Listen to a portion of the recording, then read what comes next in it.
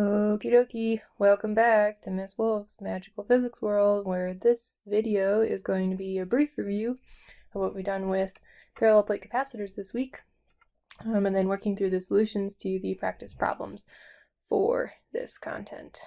First of all, I wanted to start with a review of this box that I was drawing in the lecture for this week, where it's showing us how we can move between the electric field, the electric force, the electric potential energy, and the electric potential, or the voltage, where between any of them we're really just multiplying and dividing by Q, the charge, or multiplying and dividing by some sort of distance that this charge is moving, but only if that electric field, which consequently a force, is constant or uniform in space, right? So it has to be spatially constant in order for this relationship to be true, which is why we are talking about the parallel plate capacitor, because this is how we can get that uniform electric field.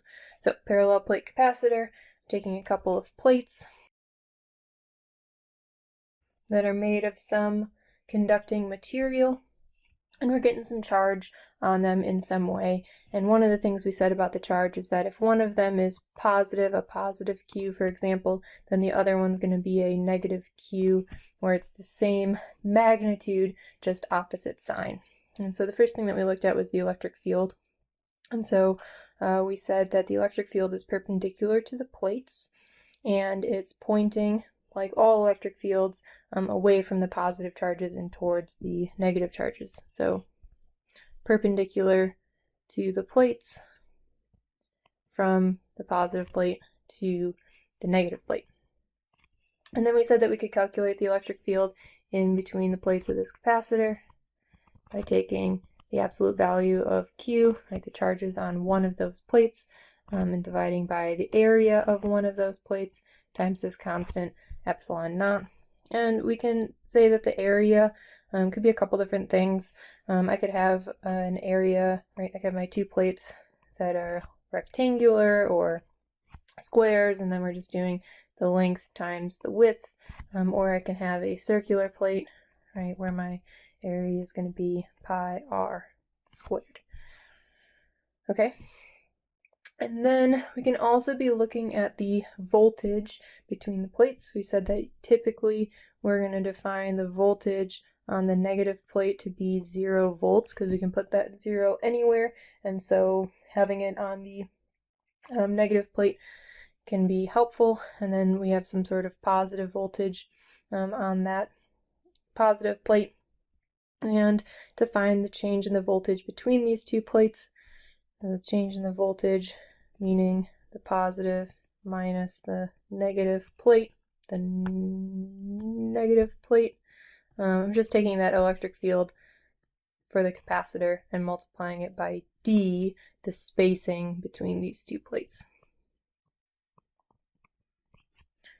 Alright, so one of the things that we can see here is that we're saying the electric field is spatially constant and has to be uniform in between. And if I look back at this equation, we can see that that's true. It's going to depend on the amount of charge that's on the plates. So if I doubled the charge on the plates, I would be doubling the electric field. If I change the area of the plates, I'll be changing the electric field. But it doesn't depend on how far we are away from the plates.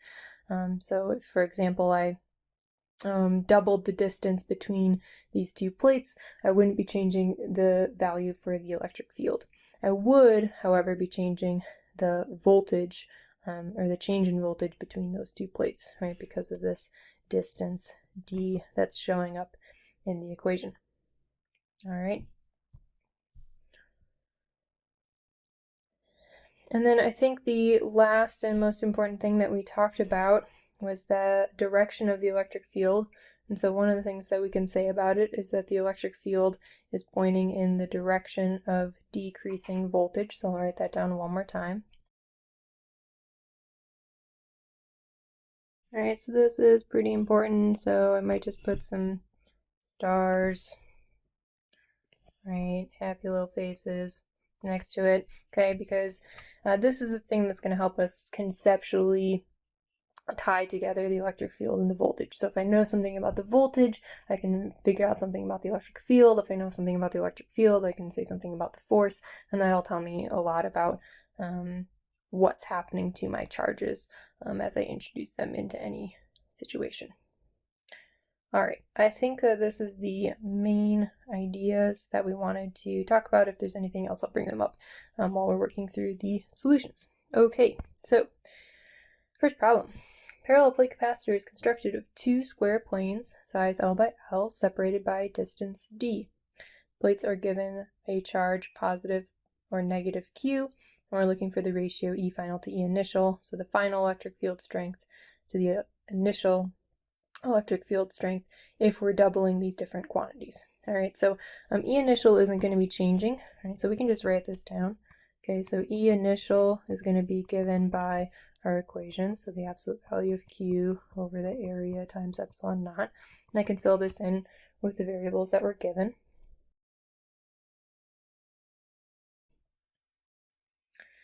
And so we're looking at what's going to be happening if we double Q.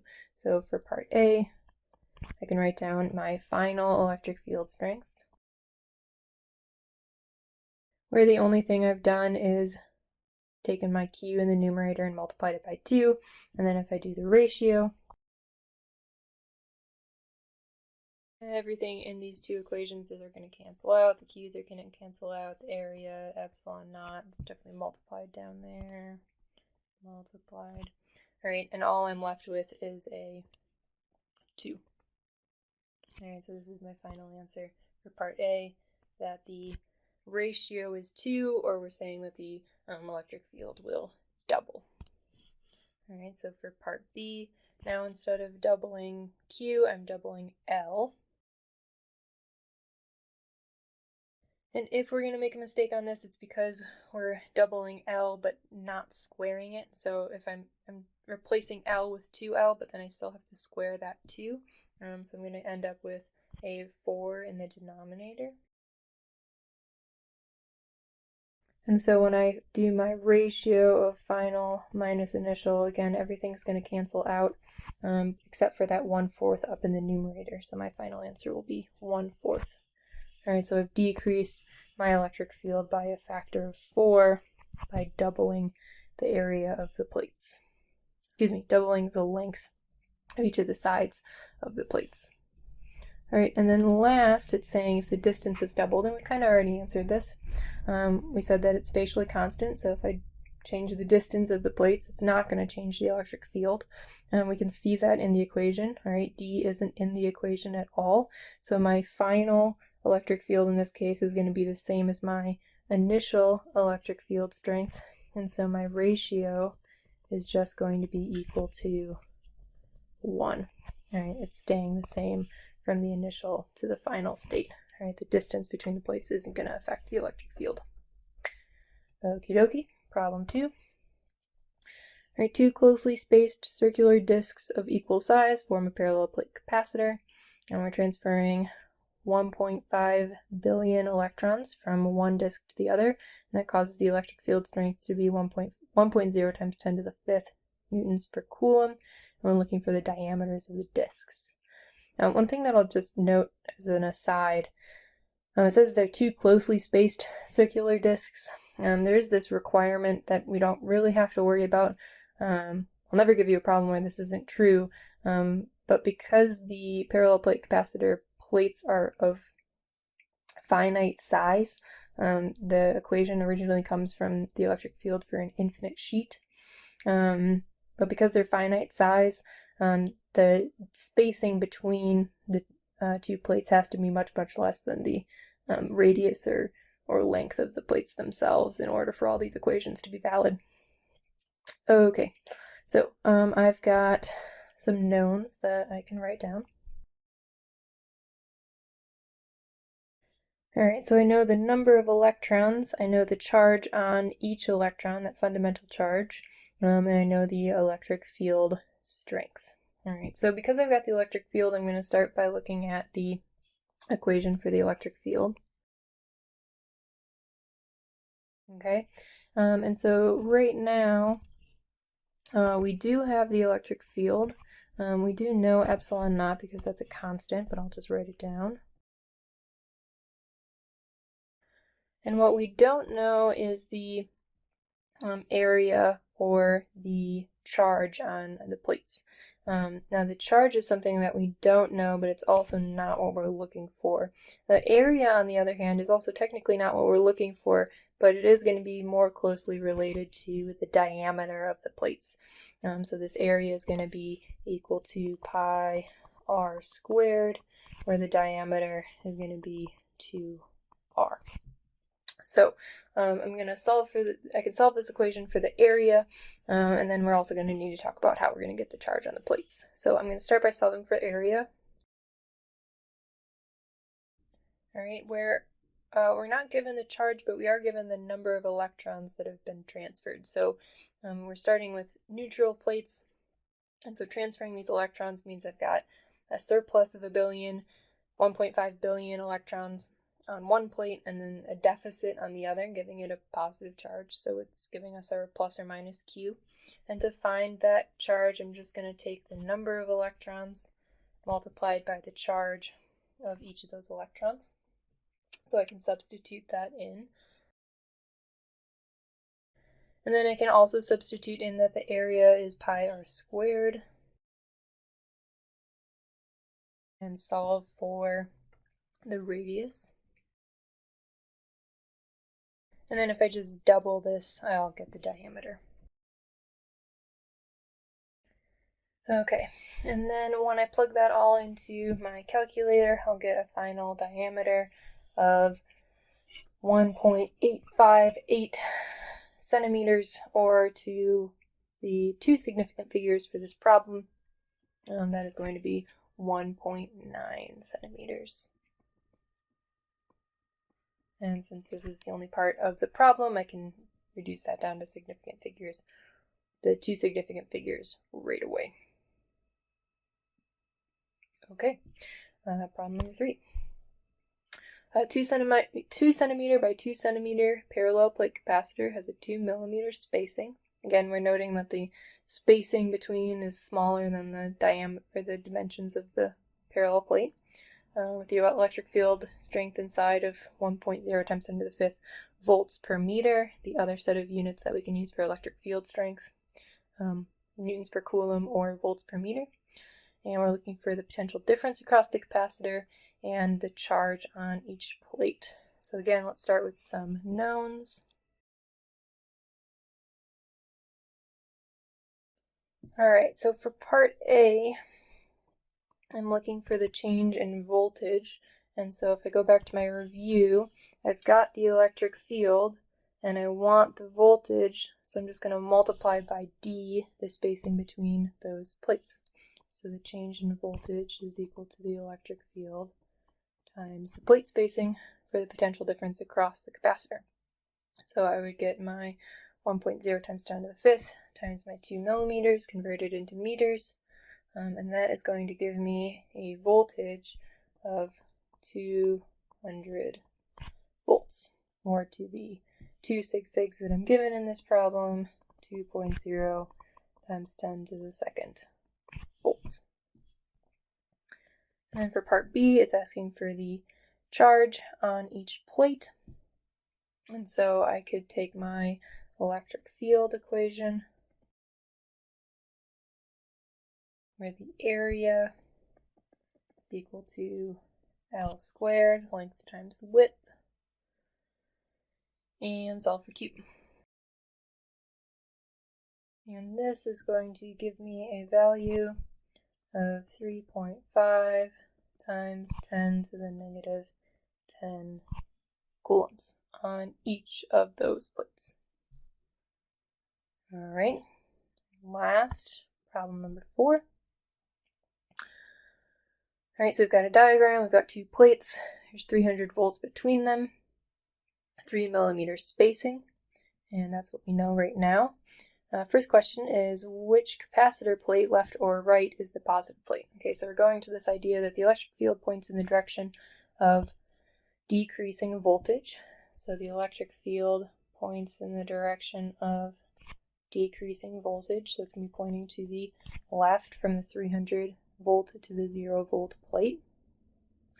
And so we know the electric fields point from positive charges and towards negative charges, so that's telling me that my right plate is the positive plate and my left plate is the negative plate.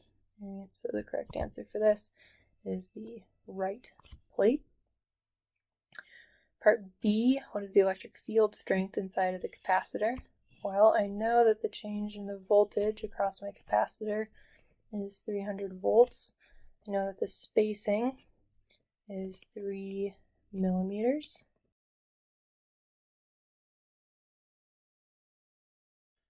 And I've got that equation that says that the change in voltage across my capacitor is equal to the electric field inside the capacitor times that spacing, or rearranged, the electric field is the change in voltage divided by that spacing, and this is going to give me an answer of 100,000 volts per meter. That is part B. And then part C is the potential energy of a proton at the midpoint of the capacitor. All right, so we've got a couple of equipotential lines in here, seeing how it's changing. So we've got it going from 0 to 100 to 200, then finally 300 at the other plate.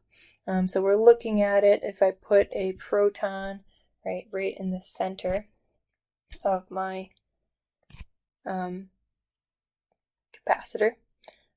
So what this is saying is that, or what we've said, is that the voltage changes linearly inside of a capacitor. So if I'm looking at my voltage as a function of the x direction based on how my plates are oriented, I'll just put my origin right over here. Then at 0 meters, I'm at 0 volts. I know at 1, 2, 3 millimeters, I'm at 300 volts. This is 3 millimeters and 300 volts. And then it's going to be linear in between there. So at 1 centimeter, it's going to be 100 volts. At 2 centimeters, it's going to be 200 volts. And I can just draw this straight line. So if I'm at the midpoint, right, I'm going to be at 1.5 millimeters. And so as you might be gathering, I'm also going to be at 150 volts. The other way I can do that is I can say, all right, this function, the voltage as a function of x, is going to be equal to the electric field times the x position, right? We said that the slope of this graph is the electric field. And so again, if I know the midpoint is this 1.5 volts, or excuse me, 1.5 millimeters, right, midway between the two plates, I can just take the electric field that I calculated in the first part and multiply it by the 1.5 millimeters, and that'll also give me the answer for my voltage of 150 volts. Now we're not done yet because it's asking for the potential energy, but again, going back to the beginning, all right, potential energy, to get from the voltage to the potential energy, I'm just multiplying by Q. So my electric potential energy is equal to Q times the voltage. The charge is the charge of whatever we're introducing into that voltage. So in this case, it's a proton. So that's going to be that fundamental constant E, 1.6 times 10 to the minus 19, times the voltage. And that'll give me my electric potential energy, which is going to have a value of 2.4 times 10 to the negative 17th joules for energy. And I suppose this is technically one significant figure, so I would write down 2 times 10 to the minus 17th joules. Alright, and that is it for this video. Thank you for joining me, and good luck out there.